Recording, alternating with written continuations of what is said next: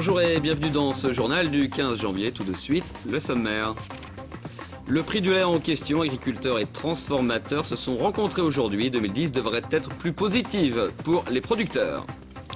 Le mal de dos touche plus de 14 000 Sartois. La CPAM propose un coaching pour connaître les bons gestes et se préserver. Les vœux se poursuivent. L'évêque du Mans, qui présentait les siens à la presse, évoque un vaste plan immobilier. Et mon invité, Michel Géraudy, organisateur du Cross Ouest France Pays de la Loire, un cross très couru par les pros et les amateurs. Le Cross Ouest France Pays de la Loire, c'est ce week-end. 2010 sera-t-elle à l'image de 2009 pour les producteurs laitiers? On se souvient de ces manifestations et de ces milliers de litres de lait déversés dans les champs. Une amélioration est possible pour l'année à venir. Agriculteurs et transformateurs se rencontraient aujourd'hui au Mans. C'était dans le cadre d'un colloque organisé par la FDSEA, un sujet de Marine Wolf. Autour de 300 € la tonne contre 280 l'an dernier, un prix particulièrement bas qui avait fait descendre les agriculteurs dans la rue à de nombreuses reprises, les poussant même à jeter leur production. Heureusement, l'année 2010 s'annonce meilleure, les Sartois pourraient souffler. Les cours des matières laitières évoluent favorablement. L'évolution n'est pas suffisante que pour avoir un prix rémunérateur juste, mais ça va plutôt dans le bon sens. Si en 2009, la production était bien supérieure à la consommation, cette année, la tendance semble s'inverser. La consommation repart dans des pays comme la Chine, comme l'Inde, qui sont des très gros consommateurs de produits laitiers. Et à contrario, la production, elle s'essouffle dans certains pays comme l'Australie ou la Nouvelle-Zélande, et aussi en Europe où, sous l'effet de la baisse de prix, les gens ont un peu levé le pied.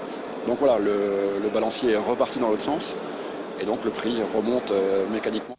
Cet équilibre devrait perdurer. De plus en plus d'habitants sur Terre consomment des produits laitiers, alors que les zones de production n'augmentent pas.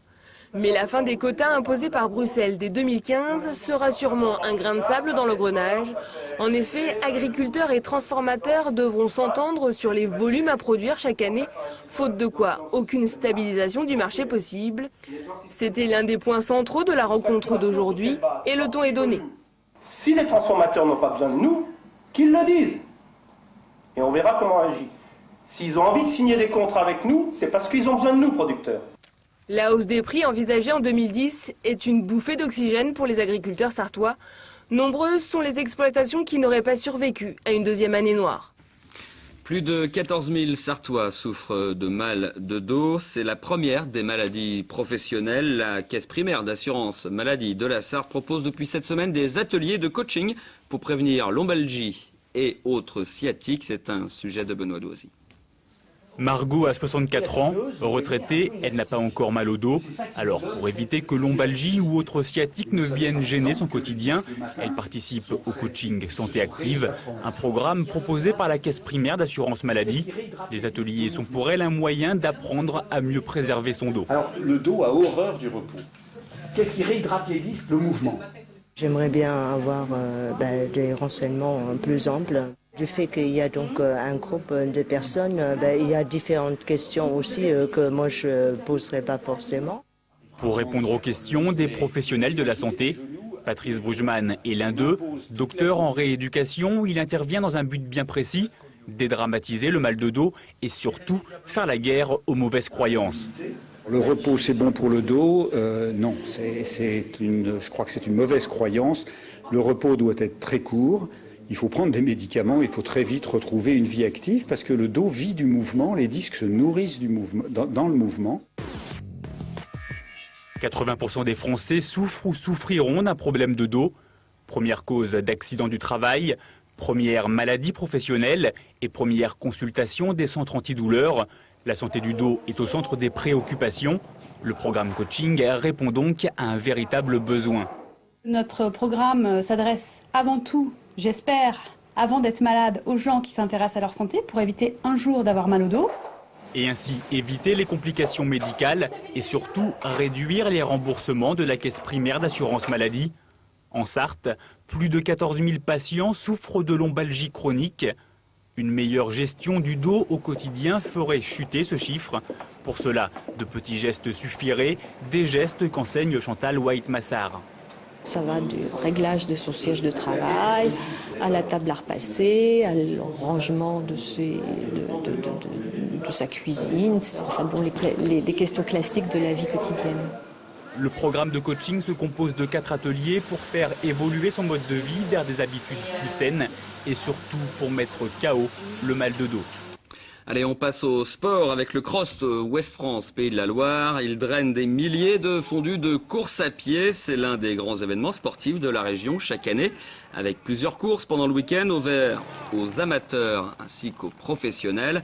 On va dresser un portrait de ce Cross Ouest France, Pays de la Loire avec l'organisateur de l'événement, Michel Géraudy. Bonjour. Bonjour. Alors, il y avait 11 300 inscrits hier soir, dont 4 640 scolaires pour être précis. Est-ce que les inscriptions ont augmenté encore aujourd'hui ? Elles ont un peu augmenté aujourd'hui, mais elles augmenteront beaucoup demain, puisqu'on peut s'inscrire dans une course 1 heure avant le départ. Donc on considère demain qu'il y aura encore à peu près 1000 personnes de plus. Ça fait partie des bons chiffres d'inscription, ça, par rapport aux autres années ? C'est une année correcte. Le record, c'est 15 000 participants. 15 000 participants qui s'inscrivent gratuitement, il faut le rappeler. Gratuitement. Chez nous, tout est gratuit, aussi bien la participation que les entrées pour voir le spectacle sur les 2 jours. Alors il y aura à peu près 12-13 000 personnes. Pour combien de courses ? 50 courses. C'est pareil, là aussi c'est stable depuis C'est stable, on a un programme qui tient la route et donc on ne change pas, ce qui est bon. L'hétérogénéité des courses, c'est ce qui fait votre force. J'allais dire, tout le monde peut courir. Quelle est la course justement qui est la plus courue ? La plus courue maintenant, c'est le 10 km Puma-Ville du Mans, qui est une course qui représente à peu près 3000 inscrits. 3000 inscrits, rien que pour cette course. Voilà, tout à fait. Alors qu'est-ce qui les attire, ces personnes ? C'est pas du tout la compétition pour gagner quelque chose, c'est la popularité du cross qui fait qu'on vient faire le 10 km comme une bonne préparation de début de saison. C'est la première course importante et puis on vient courir au Cross Ouest France, Pays de la Loire. Quelle est la course la plus prestigieuse maintenant ? Il y en a 2, c'est la course des As, bien sûr, hommes et femmes, qui a lieu à 15h et 15h30 le dimanche. Alors est-ce qu'il y a des têtes d'affiche cette année en particulier ? On a 14 pays étrangers aujourd'hui. On va dire chez les Français que le favori c'est Driss Elimer. Chez les étrangers, je dirais le Kenyan Kigen. Chez les filles, la Française, bien sûr, Christelle Donnet. Et puis donc la dernière qui est arrivée, c'est Maria Weri, une Kenyane. Mais il y a des Kenyans qu'on ne connaît pas, qui valent des temps canons. Donc on verra sur place. Mais je pense qu'on aura des surprises. Il peut y avoir des surprises. Et le terrain va jouer parce que il va aider les Français, parce que les Kenyans, Éthiopiens et autres ne sont pas habitués à courir dans un terrain un petit peu spongieux, disons. Ouais, c'est ça. Est-ce que les Français ont une chance de gagner cette année cette course des As ? Driss Elimer peut-être. Ouais. Oui, parce que c'est un grand, c'est parmi les plus grands coureurs européens. Donc s'il y a un coureur qui doit gagner, chez les Français, ça sera Driss Elimer. Beaucoup de Kenyans, 14 nationalités. Qu'est-ce qui pousse les étrangers à venir courir cette course du Cross Ouest France Pays de la Loire ? Cette année, il faut être honnête, on a beaucoup de pays étrangers parce qu'on a comme prix pour les premiers une voiture Twingo offerte par Renault, ce qui fait que quelque part, on a moins de mal à faire venir des étrangers parce qu'ils viennent vraiment pour courir pour la gagne. Est-ce qu'il y a une chance locale de victoire ? Bon, Momo Serbouti peut-être, mais il y a aussi Meftal qui pourrait être dans les 10 premiers, 15 premiers. Mais c'est dur parce que avec ce qu'il y a à gagner avec les Kenyans et les Éthiopiens qu'on va avoir, ça va partir très vite. Quel est le rapport aujourd'hui qui existe entre le journal Ouest France, que tout le monde connaît, et la course de Cross Ouest France, qui va bientôt fêter ses 30 ans d'ailleurs ? L'année prochaine, oui. Ouais. Ben, la liaison, c'est que le cross n'existerait pas sans le journal Ouest France, puisqu'il est à l'origine du début du cross. Et au niveau communication et au niveau partenaire, c'est vraiment le journal Ouest France qui nous fournit la totalité de nos partenaires pour un budget de 320 000 euros. D'accord, donc c'est la clé de la réussite de ce cross. Les autres partenaires aussi, on a tous un gros intérêt. Mais bon, c'est quand même le journal qui fait que... Et dans le temps, il y avait des courses, il n'y avait que des crosses faits par les journaux. D'accord. Dernière question, on l'a évoqué, l'année prochaine, vous fêtez vos 30 ans. Est-ce que vous pouvez déjà nous dévoiler des surprises que vous réservez aux participants pour l'année prochaine ? Non. non, parce que pour l'instant, on est toujours cross numéro en France, le 4e au top 4 des cross européens. Donc on aimerait l'année prochaine faire quelque chose d'assez explosif, mais bon, ça serait dommage d'en parler dès maintenant. D'accord, donc on imagine une fête encore plus grande pour l'année prochaine. Très ludique. Une dernière info, l'heure de la première course. Pour ceux qui 9h20 le samedi matin, c'est des courses scolaires. Les 30 premières courses sont des courses scolaires, école publique, école privée. D'accord, Michel Géraudy, je vous remercie beaucoup d'être passé dans ce journal. Avec plaisir, merci. Allez, on reste sur le sport avec cette information. Le leader de la nouvelle équipe de cyclisme Véranda Rideau-Sarthe, le Sartois Samuel Plouinet, a été renversé par une voiture au cours d'un entraînement en Vendée. Il souffre d'une triple fracture du genou et sera sans doute absent des courses cette saison. Coup dur donc pour la toute nouvelle équipe Véranda Rideau-Sarthe dont la présentation officielle avait lieu hier soir. Le team n'est autre que l'ex Welo Agem 72 de la Ferté-Bernard, racheté donc par l'entreprise Rideau. Et on va écouter tout de suite Jacques Rabillet.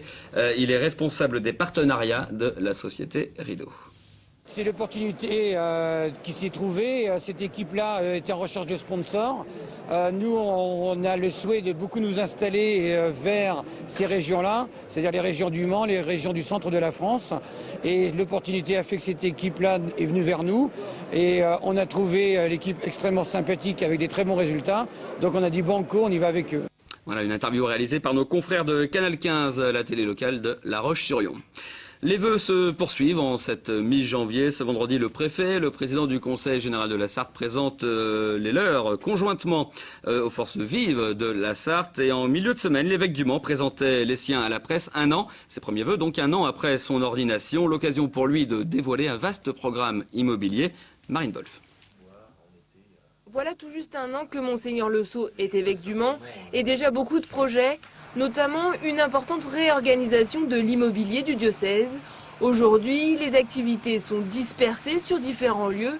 Sa volonté, regrouper au maximum, notamment autour du centre de l'Étoile. Nous découvrons un besoin dans le diocèse à la fois de synergie en termes de travail, donc de différents services du diocèse ont besoin sans doute d'être dans une proximité plus grande, même physique, mais aussi une réflexion sur l'ensemble de l'immobilier du diocèse, où on voit bien qu'il faut créer des synergies aussi pour les questions économiques. Lors de son ordination en janvier dernier, il affirmait sa volonté de connaître l'ensemble de son diocèse. Sur le terrain, il a déjà rencontré les agriculteurs et les élus locaux. Son maître mot, la proximité. C'est un homme qui veut dialoguer avec le monde et de dire, ben voilà, l'Église elle a quelque chose à dire au monde, elle a à participer à cette grande réflexion sur le monde, et lui, il veut être comme ça. Pour lui, c'est pas les cathos qui réfléchissent avec les cathos, c'est dire comment est-ce qu'on peut, avec le reste de la société, apporter quelque chose et réfléchir avec eux. Dans ses échanges avec le monde laïque, l'évêque ne compte pas s'arrêter là. Il prévoit d'organiser un pèlerinage à Rome avec une partie des élus sartois. Allez, on termine par quelques idées de sortie pour ce week-end. D'abord, du théâtre cartoonesque à la Longère de Coulan-sur-Gé avec Ta voisine. Quand Dame Groin-Groin, que vous voyez à l'image, et Mzelle Piou-Piou, c'est elle, décident de se rendre la vie impossible juste pour tromper leur ennui. Un spectacle à partir de 4 ans proposé par la Compagnie des Gamètes. C'est dimanche à 16h30. Et puis, moins léger, la soirée documentaire proposée par Chroma à la Fonderie du Mans samedi autour du documentaire Le Goulag. Les réalisateurs sont allés sur les traces de victimes. Un débat organisé avec la co-réalisatrice Hélène Châtelain à l'issue de la projection. Début de séance dès 17h, tarif 7 €, possibilité de se restaurer sur place. Et puis évidemment, toujours le Cross Ouest France, Pays de la Loire, si vous voulez vous dégourdir les jambes. Ce journal est terminé, merci de l'avoir suivi. Tout de suite, la météo présentée par Romuald Besson. Prochain rendez-vous avec l'info lundi 18h30. En attendant, passez d'excellents moments sur LMTV. Bon week-end.